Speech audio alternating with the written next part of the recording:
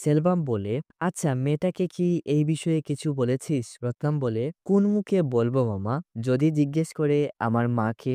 জানো, আমি আজ পর্যন্ত তাকে এটাই জিজ্ঞেস করতে পারিনি তার নামটা কি। তার মধ্যে আমি আমার মাকে খুঁজে পাই, এটাই তো অনেক। যতদিন এখানে ছিল কুকুরের মতো তার পেছনে ছিলাম, সব সময় খেয়াল রেখেছি, না জানি তার কিছু হয়ে যায়। সেলভাম বলে, মেয়েটা এখন কোথায়? আমি তার সাথে দেখা করতে চাই। রত্নাম বলে, তাকে আর তুমি কোথায় পাবে? সে তো তার বাড়ির উদ্দেশ্যে রওনা দিয়েছে। আচ্ছা, তার সাথে কি আছে? রত্নাম বলে, কেউ না, একাই। কি বলছিস? তুই পাগল হয়ে গেছিস নাকি? ওই গুন্ডার গ্যাং নেকড়ের মতো তার পেছনে লেগে আছে। যদি মাঝ রাস্তায় তার উপর হামলা করে, নিজের যদি তার সাথে কেউ না থাকে, কে তাকে বাঁচাতে আসবে?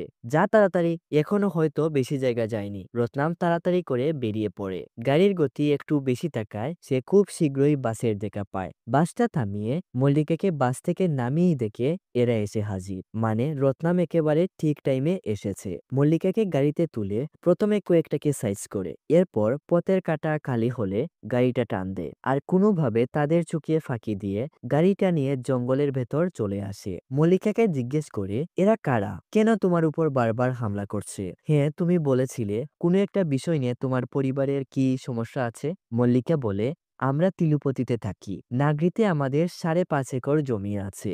যখন তিলুপতি তামিলনাড়ু থেকে আলাদা হয়ে যায়, তখন আমাদের জায়গা আন্ধ্রা স্টেটে চলে যায়। নাগরিতে থাকা তখন ওই 3 ভাই এই সুযোগটা কাজে লাগায় আর আমাদের প্রপার্টি ছিনিয়ে নেওয়ার জন্য উঠে পড়ে লাগে। কিন্তু আমরা এই প্রপার্টি, যতই সমস্যা ঝড়ঝাপটা আসে না, আমরা কিন্তু বিক্রি করিনি। এই জায়গায় আমার পূর্বপুরুষের সমাধি রয়েছে। প্রত্যেক বছর আমরা সেখানে গিয়ে তাদের মঙ্গলার্থে পূজা করি। কিন্তু এই বছর যখন আমরা সেখানে যাই, গিয়ে দেখি সেখানে সমাধির অস্তিত্ব বলতে কিছু নেই। আমাদের এই প্রপার্টিতে না জানিয়ে ওই ভীমা রাইডু মেডিকেল কলেজের কনস্ট্রাকশন শুরু করেছে।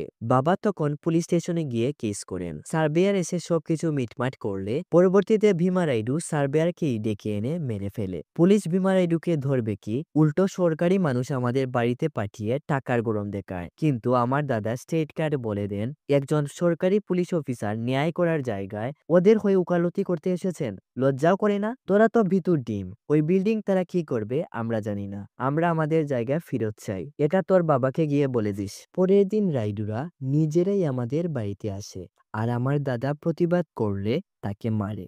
বাবাকে যখন সুব্বু মারতেই যাবে, আমি তখন বাধা দিই। সে তখন পা পিছলে একটা থালার উপর পড়ে তার গাল কেটে ফেলে। তবে কেন জানি তারা আমাকে ভীষণ ভয় পায় আর কোনো ঝামেলা না পাকিয়ে সেখান থেকে চলে যায়। এরপর আর কি হয় জানি না। রত্নাম বলে, বুঝেছি, আমি কিছু করব, তুমি চিন্তা করো না। রাতটা তারা এখানে কাটিয়ে পরের দিন সকালে তারা বেরিয়ে পড়ে। ভাইরে, গাড়ি আছে, এর মধ্যে খুব একটা রাস্তাও না, তবুও এখানেই থাকতে হবে। হাই রে সিনেমা। রত্নাম রাতে রাতে রাইডুর সব তথ্য তার লোক দিয়ে বের করে মল্লিকাকে বলে, এরা অনেক মারাত্মক, সাধারণ কোনো গুন্ডা না, তাদের কাছে পলিটিক্যাল পাওয়ারও আছে। আমি যেটা বলছি শুনো, এই জমি তাদের দিয়ে দাও, যাই টাকা পাও তা দিয়ে সামনের দিনগুলো সুন্দর করার চেষ্টা করো। যদি বেঁচে থাকো তো নতুন জমি আবার কিনতে পারবে। তোমার বাবাকে গিয়ে আজ এটা বলে দিও, জমিটা রাইডুর নামে করে দিতে। আশা করি সব প্রবলেম সলভ হয়ে যাবে। সিন আসে মল্লিকার বাড়ি। রত্নাম মল্লিকাকে ওই গুন্ডাদের থেকে বাঁচিয়েছে। এটা তো কোনো সাধারণ কথা না। মল্লিকার দাদা, মা বাবা তার প্রতি কৃতজ্ঞতা প্রকাশ করে। রত্নাম বলে, ওই জমির বিষয়ে কি করতে হবে আমি মল্লিকাকে বলে দিয়েছি। মল্লিকার বাবা বলেন, দেখো বাবা, এই জমিটা আমাদের কাছে মন্দিরের মতো। যতই সমস্যা আসে না, আমরা কিন্তু জমিটা বিক্রি করিনি। কেউ যাতে জমিটার উপর কিছু করতে না পারে তার জন্য স্টে অর্ডারও এনে রেখেছি। কিন্তু তবুও তারা আমাদের জমির উপর বিল্ডিং খাড়া করেছে। রত্নাম কিছু বলতেই যাবে, তখনই বাইরে ঠাস করে একটা শব্দ করে। রত্নাম বাইরে বেরিয়ে দেখে রাইডু গুন্ডা পাঠিয়েছে তাকে মেরে ফেলতে। রত্নামের গাড়িতে তারা আগুন লাগিয়ে দেয়। রত্নাম একটা বালতিতে পানি ভরে প্রথমে গাড়িটার আগুন নিভায় আর সিটের নিচ থেকে একটা দা বের করে রাইডুর লোকদের কচু কাটা শুরু করে। এরপর সে মল্লিকাকে নিয়ে মল্লিকার প্রপার্টিতে চলে যায়, যেখানে আজ কলেজ প্রবেশ করার অনুষ্ঠান চলছিল। রত্নাম বলে, এই স্টে অর্ডারে পরিষ্কার লেখা আছে, যতক্ষণ না কোর্ট একটা সিদ্ধান্ত দিচ্ছে ততক্ষণ পর্যন্ত কেউ এই জায়গায় পাও রাখতে পারবে না। কোর্ট থেকে অর্ডার এসেছে, আর একজন অফিসারের দায়িত্ব বলতে কিছু নেই। সবাই এখানে ফাংশনের মজা নিচ্ছে। এই রাইডু শুনে রাখ, তোকে আমি 10 দিন টাইম দিচ্ছি। তুই বিল্ডিং কি করবি তুই জানিস। জায়গাটা যেন খালি হয়ে যায়। আর না হলে জেনে রাখিস 10 দিন পর তোর সাথে আমার আবার দেখা হচ্ছে। এদিকে রত্তামের হুমকির খবর পেয়ে মিনিস্টার গেজেন্দ্র বাবু রাইডুর বাড়িতে আসে। আমি বুঝতে পারছি না, তোমরা 3 ভাই নেশা করে কাজ করো নাকি? অন্য জায়গায় কিভাবে গিয়ে তোমরা বিল্ডিং খাড়া করো? তোমরা কি করবে আমি জানি না। তোমাদের কত টাকা লস হয়েছে এসবও আমাকে বলতে এসো না। আমার যে টাকা খরচ হয়েছে আমাকে দিয়ে দাও। সিএম বারবার জিজ্ঞেস করছে কবে থেকে কলেজ স্টার্ট হবে। আমি কি জবাব দেব? তখন ভীমা এসে বলে কলেজ প্রবেশের কাজ শেষ হলো, শীঘ্রই কলেজও স্টার্ট হবে। গজেন্দ্র বলে জায়গায় রেজিস্ট্রি হয়নি আর কলেজ স্টার্ট হবে। ভীমা বলে আগামী 13 তারিখেই কলেজ স্টার্ট হবে, জায়গাও রেজিস্ট্রি হবে, আর ওই হারামির মৃত্যু হবে। সিন আসে মল্লিকার বাড়ি। রত্নাম বলে তারা জমি যতক্ষণ না পাচ্ছে পিছু ছাড়বে না, এটা পরিষ্কার। কিন্তু এটা বুঝতে পারছি না তারা মল্লিকাকে কেন মারতে চায়। মল্লিকার বাবা বলেন আমি মল্লিকার ফিস দেওয়ার জন্য অমুক জায়গা থেকে 3 লক্ষ টাকা লোন নিয়েছিলাম। ওই দিনই তারা একটা ব্ল্যাক স্টাইল পেপারে আমার সাইন নিয়ে, আমি বুঝতেই পারিনি যে ওটাতে লেখা ছিল আমি 30 লক্ষ টাকার বিনিময়ে আমার প্রপার্টি আমি ভীমা রাইডুকে দিয়ে দিচ্ছি। যখন পুলিশকে গিয়ে তারা এটা জানায়, পুলিশ আমাকে সাহায্য করবে কি উল্টো জায়গা রেজিস্ট্রি করে দেওয়ার জন্য হুমকি দেয়। কিন্তু ডকুমেন্টের হিসাব অনুযায়ী এই প্রপার্টির মালিক মল্লিকা। এখন বুঝতে পারলেন তো কেন তারা মল্লিকাকে মারতে চায়। এদিকে একটু পর আন্ধ্রা স্টেটের পুলিশ মল্লিকার বাড়ি আসে। অযথা কেস একটা করে রত্নামকে বলে তাদের সাথে আসতে। রত্নাম যখন অ্যারেস্ট ওয়ারেন্ট দেখাতে বলে তখন অফিসার তাকে বন্দুক দেখিয়ে ভয় দেখাতে লাগে। তখনই এখানে সেলবামও চলে আসে আর বলে তুই কিভাবে অফিসিয়াল পারমিশন ছাড়া বর্ডার পার করার সাহস পেলি? যতক্ষণ পর্যন্ত একজন পুলিশ অফিসার তার জায়গায় ঠিক থাকে আমি তাকে সম্মান করি। বর্ডার ক্রস করেছিস, তুই এখন পুলিশই হস না, আমার কাছে এখন ওয়াচম্যানের সমান। আর এদের এমনভাবে সেলবাম অপমান করে তারা আর চোখ তুলে তাকাতে পারে না। এবারের মতো বুঝিয়ে সেলবাম তাদের ছেড়ে দেয়। সেলবাম এরপর মল্লিকাকে গিয়ে বলে তুমি আমাদের জন্য খুবই স্পেশাল। তোমার জন্য রত্নাম দরকার হলে তার প্রাণটাও দিয়ে দেবে। এই রত্নাম শোন, আমার কাছে অনেক লোক আছে, এরা এখানেই থাকবে। এটা শুধু তাদের সমস্যা না, এটা এখন আমাদের পরিবারের সমস্যা। এই মহেশ তুই এখানে থাকিস আর এদের খেয়াল রাখিস। রত্নাম এরপর সবাইকে নিয়ে প্ল্যান করে তারা এখানে সামনে একটা ছোটখাটো হোটেল আছে সেখানে খাবে। আর মহেশকে বলে একটা গরিবের হোটেল দেখতে, যেখানে তারা সবাই মিলে শুধু রাতটা কাটাতে পারে। মল্লিকা যখন এসব শুনে সে রত্নামকে বলে তাদের উপরতলা পুরো খালি, তারা সেখানে থাকতে পারবে। আর তোমাদের বাইরে গিয়ে খেতে হবে না, মা তোমাদের সবার জন্য খাবার বানাবেন। রত্নাম বলে এসবের কোনো দরকার নেই, অযথা উনাকে কষ্ট দিও না। তুমি চিন্তা করো না, একদিন তোমাদের বাড়িতে এসে আমরা সবাই খাবার খাবো, কিন্তু সেই দিন আমি খাবার বানাবো। এদিকে ভীমার তার 2 ভাই মিলে কিভাবে রত্নামকে মারা যায় এই নিয়েই ফোন দিয়াতে। একদিন রত্নাম যখন হোটেলে বসে খাবার খাচ্ছিল তখন ভীমার 2জন লোক এসে রত্নামকে বলে এই তুই এই মেটার থেকে সরে যা, তোকে আমরা অনেক উপহার দেব, রেজিস্ট্রি করার কাজে সাহায্য করলে আরো পাবি। আরো একটা কথা, ওই মেয়েটাকে মেরে ফেললে ডাবল টাকা দেব।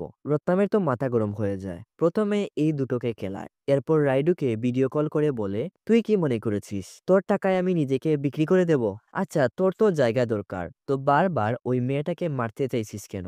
শুনে রাখ ভালো করে, মল্লিকা আমার শ্বাস, আমার জান, আমার প্রাণ, আমার অস্তিত্ব। তাকে তো মারা দূরের কথা, যদি তার একটা চুলেও আঁচড় লাগে তুই যেখানেই লুকিয়ে থাকবি, যতদিন লাগে না তোকে খুঁজে বের করে তোর মাথা তোর শরীর থেকে আলাদা করেই দম নেব। এদিকে আনজা পুলিশ অযথা রত্নাম নাকি রাইডু লোকদের মেরে ফেলেছে বলে একটা ফর্মাল অ্যারেস্ট ওয়ারেন্ট জারি করে। এরপর তারা তামিলনাড়ুর পুলিশকে নিয়ে রত্নামকে অ্যারেস্ট করতে বের হয়। বিষয়টা জানতে পেরে সেলভাম রত্নামকে জানায় আর বলে যত তাড়াতাড়ি সম্ভব এখান থেকে সবাইকে নিয়ে পালিয়ে যেতে, একজনও যেন ধরা না পড়ে। যদি ধরা পড়ে আর বর্ডার পার করে ফেলে জেলেই তাদের মেরে ফেলবে। মূর্তি আর মন্টুকে রত্নাম বলে মল্লিকার ঘরের আশেপাশে থাকতে আর কোনো সমস্যা হলে তাকে জানাতে। আর বাকি সবাইকে নিয়ে রত্নাম সেখান থেকে চলে যায়। তার একটু পরই আন্ধ্রা আর তামিলনাড়ুর পুলিশ অ্যারেস্ট ওয়ারেন্ট নিয়ে রত্নামকে অ্যারেস্ট করতে আসে, কিন্তু সেখানে তারা রত্নামকে খুঁজে না পেয়ে মল্লিকার বাবাকে সাথে করে নিয়ে যায়। রাতে বিমার লোকেরা ছদ্মবেশে মল্লিকার বাড়িতে অ্যাটাক করে। একটা লোক মল্লিকাকে ছুরি দিয়ে মারতেই যাবে, তখন মূর্তি কোনোভাবে তাকে সামলায়। সবাই মল্লিকার পেছনে পড়ে যায়। মূর্তি আর মন্টুও তাদের বেশি সময় আটকে রাখতে পারে না। ভীমার লোকেরা মল্লিকাকে ধাওয়া করতে শুরু করে। রত্নাম এখানেই কোথাও লুকিয়েছিল। মল্লিকাকে গাড়িতে তুলে সেখান থেকে পালাতে থাকে। এখানে একটা লম্বা ফাইটিং হয়। রত্নামও অনেক আঘাত পায়, মল্লিকাও অজ্ঞান হয়ে যায়। তখনই রত্নামের লোকেরা গাড়ি নিয়ে আসে। তবে যখন রত্নাম মল্লিকাকে নিয়ে গাড়িতে উঠবে, তখনই আন্ধ্রার পুলিশ এসে তাকে অ্যারেস্ট করে ফেলে। রত্নাম মল্লিকাকে গাড়িতে তুলে তার লোকদের বলে, আমাকে নিয়ে চিন্তা করো না, মল্লিকাকে নিয়ে হাসপাতালে যাও। তো সেলভাম যখন জানতে পারে রত্নামকে আন্ধ্রা পুলিশ অ্যারেস্ট করে ফেলেছে, সে ভালো করেই বুঝতে পারে বর্ডার পার হলেই রত্নামকে তারা মেরে ফেলবে। তখন সে মহেশকে কল করে বলে, এই আজ বর্ডারে কোন ইন্সপেক্টরের ডিউটি রে? মহেশ বলে, আমাদেরই লোক আছে। সেলভাম বলে, রত্নামকে যেভাবেই হোক বর্ডার পার হওয়ার আগে আটকাতে হবে। মহেশ ওই পুলিশ অফিসারকে বিষয়টা কল করে জানিয়ে দেয়। যখন আন্ধ্রার পুলিশ রত্নামকে নিয়ে বর্ডার পার করবে, তখন তামিলনাড়ুর এই অফিসার তাদের আটকায় আর বলে, এই ছেলেটা তো অনেক বড় খুনি, একে কোথায় পেলে? তামিলনাড়ুর পুলিশ 2 সপ্তাহ ধরে তাকে খুঁজছে। সে একজন পুলিশ ইন্সপেক্টরকে মার্ডার করার প্ল্যান করেছিল। আন্ধ্রার পুলিশ তাকে স্টে অর্ডার দেখালেও কোনো কাজ হয় না। সে বলে, তোমার কাছে ডিপার্টমেন্টে শুধু অর্ডার আছে, এই দেখো আমার কাছে কোর্টের অর্ডার আছে, শুধু একটু ছিঁড়ে গেছে, সোজা একে জর্জের কাছে নিয়ে চালান করব। এরপরও যদি তোমরা তাকে নিয়ে যেতে চাও তাহলে পিটি অর্ডার নিয়ে আসো। তো আন্ধ্রার পুলিশের আর কিছু করার থাকে না। সিন আসে হাসপাতালে। মূর্তি আর মন্টু গতকাল রাতে মল্লিকাকে বাঁচাতে গিয়ে অনেক আহত হয়েছে। মন্টুর তো অবস্থা আরো খারাপ, তার একটা হাত 2 টুকরো হয়ে গেছে। রত্নামও হাসপাতালে ছিল, সেও তো অনেক আহত হয়েছে। একটু পর সেলবাম কল করে বলে, তোর জামিন হয়ে গেছে, উকিল হয়তো পৌঁছেই যাচ্ছে, এখন তুই পুরো স্বাধীন, বিন্দাস হয়ে আবার কাজ শুরু কর। রত্নাম এরপর মল্লিকার কাছে যায়। মল্লিকা বলে, আমাদের জন্য তোমার কতটা কষ্ট হচ্ছে তাই না? যা হওয়ার হয়েছে, আমরা সবাই মিলে এটা সিদ্ধান্ত নিয়েছি, ওই জমি আমরা রাইডুকে দিয়ে দেব। রত্নাম অনেক রাগ করে আর বলে, যখন বললাম জমি দিয়ে দিতে তখন দিলে না, আর এখন এত কিছু হয়ে যাওয়ার পর এখন তুমি তাদের জমি দেবে? এই একটু মারপিট আর কাটাকাটিতে ভয় পেয়ে গেলে? এখন এটা তোমার সমস্যা না, এটা এখন আমার পার্সোনাল সমস্যা, আমার পনির মামার সমস্যা। মামা আজ পর্যন্ত কখনো হারেনি, আর না আমি তাকে কখনো হারতে দেব। আর এতই যদি তোমার জমি দেওয়ার তাদের শখ থাকে, তাহলে আমি মারা যাওয়ার পর তাদের দিয়ে দিও। এদিকে গেজেন্দ্র রাইডুর উপর ভীষণ রেগে আছে, কবে তারা ওই জায়গায় রেজিস্ট্রি করবে। সুব্বু বলে, রেজিস্ট্রি হয়ে গেছে, আর কি প্রবলেম? আরে তোদের সব কটার মাথায় গোবর ভরা নাকি? জমি যদি মল্লিকার বাবার নামে নাই থাকে, তার সাইন দিয়ে কি হবে?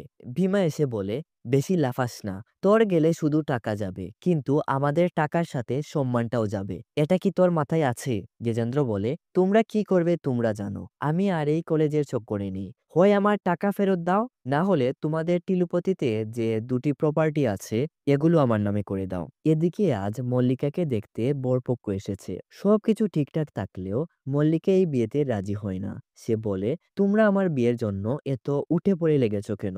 যে পরিস্থিতি কখন কি রাইডু করবে বলা যায় না। মল্লিকার বাবা বলে, তুই বল আমরা এখানে ভুল কি করেছি? পরিবারটাও ভালো, ছেলেও চাকরি করছে, প্রতিষ্ঠিত হয়ে গেছে, কোনো ভালো পরিবারে গেলে ভালো থাকবি, নিরাপদ থাকবি। মল্লিকা বলে, এরকম যদি তোমরা মনে করো তো রত্নামের সাথে আমার বিয়ে দিয়ে দাও। সবাই তো তুতুবুতু করতে লাগে, আমি কি ভুল বললাম? আমার উপর কোনো বিপদ আসে না, আমাকে মারার জন্য কতই না গুন্ডা এসেছে, সে নিজের দিকে না তাকিয়ে আমাকে বাঁচিয়েছে। না আছে তার সাথে কোনো সম্পর্ক, না তাকে চিনি, তবুও দিনরাত আমার খেয়াল রেখে যাচ্ছে। এর থেকে ভালো স্বামী আমি আর কোথায় পাবো? তখনই এখানে রত্নাম আসে। স্যার স্যার, সবকিছু ঠিকঠাক আছে তো? ছেলেপক্ষ কি বলল? মল্লিকার বাবা বলে, মেয়ে তো তাদের পছন্দ হয়েছে, কিন্তু মল্লিকা মানা করে দিয়েছে আর বলছে তোমাকে নাকি সে বিয়ে করতে চায়। রত্নামের চোখে জল চলে আসে আর বলে, এর জন্যই কি এখানে এসেছিলাম, আজ এই দিন দেখার জন্য? তুমি পুরো পাগল হয়ে গেছো স্যার, মল্লিকা যে এমনটা ভাববে আমি জীবনেও ভাবতে পারিনি। আজ আমি খুব কষ্ট পেয়েছি, আজ তাহলে বলেই ফেলি, এই দেখুন স্যার, উনি আমার মা।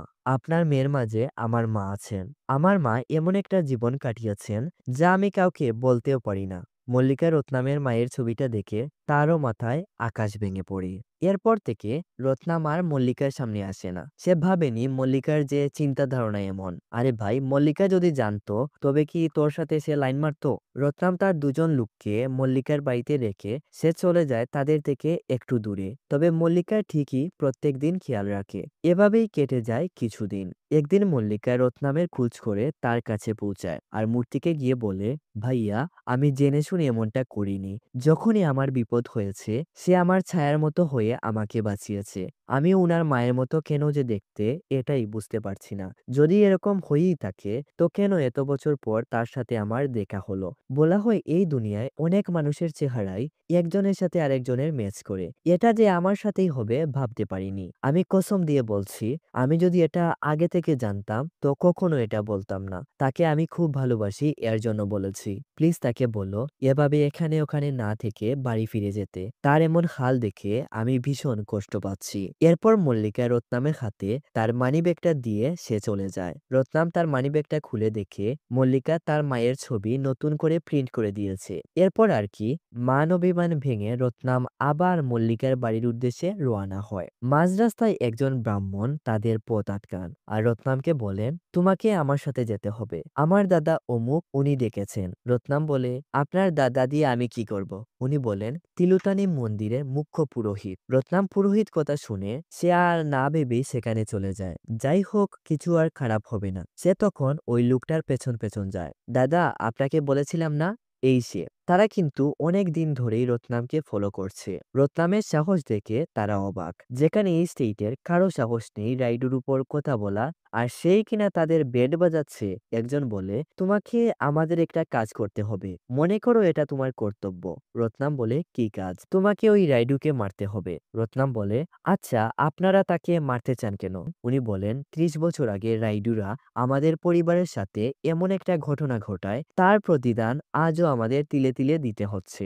তবে চিন্তা করো না, এর জন্য আমরা তোমাকে অনেক টাকা দেব।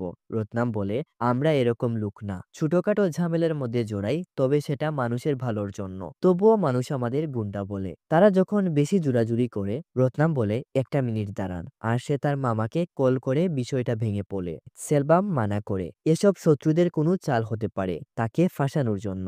আরে মামা, এরা সিধা সাদা মনে হচ্ছে। সেলবাম বলে, আমি যখন বলেছি তো নাই। রত্নাম তাদের গিয়ে বলে, আমরা সুপারি বুপারি নিয়ে কোনো কাজ করি না। তবে আপনারা যদি চান তাকে একদিন আপনাদের সামনে এনে কয়েকটা থাপ্পড় দিতে পারি। এর চেয়ে বেশি কিছু করতে পারবো না। এরপর রত্নাম সেখান থেকে বেরিয়ে যায়। তবে যাওয়ার সময় একটা রুমের দিকে তার চোখ পড়ে। রুমটাতে সে এমন কিছু দেখে তার ফেসটা একবার লক্ষ্য করুন। কিছু তো একটা অবশ্যই এখানে আছে। সিন আসে মল্লিকার বাড়ি। মল্লিকা নিটের যে এক্সাম দিয়েছিল, রেজাল্ট বেরিয়েছে। তিলুপতিতে সে সিট পেয়েছে। তো রত্নাম সিদ্ধান্ত নেয় মল্লিকাকে সেখানে নিয়ে যাবে। খবরটা পেয়ে সেলভামও মল্লিকার বাড়ি আসে আর রত্নামের উপর অনেক রাগারাগি করে। তুই বর্ডার ক্রস করবি? আন্ধ্রার পুলিশ বন্দুক হাতে নিয়ে বসে আছে তোকে মারার জন্য। রত্নাম বলে, মামা প্লিজ আমাকে যেতে দাও। মেয়েটা এই নিয়ে ৩ বার নিটের এক্সাম দিয়ে পাশ করেছে, কিন্তু কলেজে ভর্তি হতে পারিনি। এবার সরকারি কলেজে সে ফ্রি সিট পেয়েছে। পড়া শেষ করে ডাক্তার হওয়া তার স্বপ্ন। এই সুযোগ তাকে হাতছাড়া করতে দিও না মামা। তাকে এডমিশন করাতে একটু সাহায্য করো আমাকে। মা যখন এই বয়সী ছিলেন হয়তো উনারও অনেক স্বপ্ন ছিল। যদি মেয়েটার জন্য আমি কিছু করতে পারি অনেক শান্তি পাবো মামা। সেলবামও ইমোশনাল হয়ে যায়। বলে, আচ্ছা তোমরা সেখানে যাবে কি করে? রত্নাম বলে, ও আমি ভেবে রেখেছি, কিন্তু আসার সময় তোমার সাহায্য লাগবে।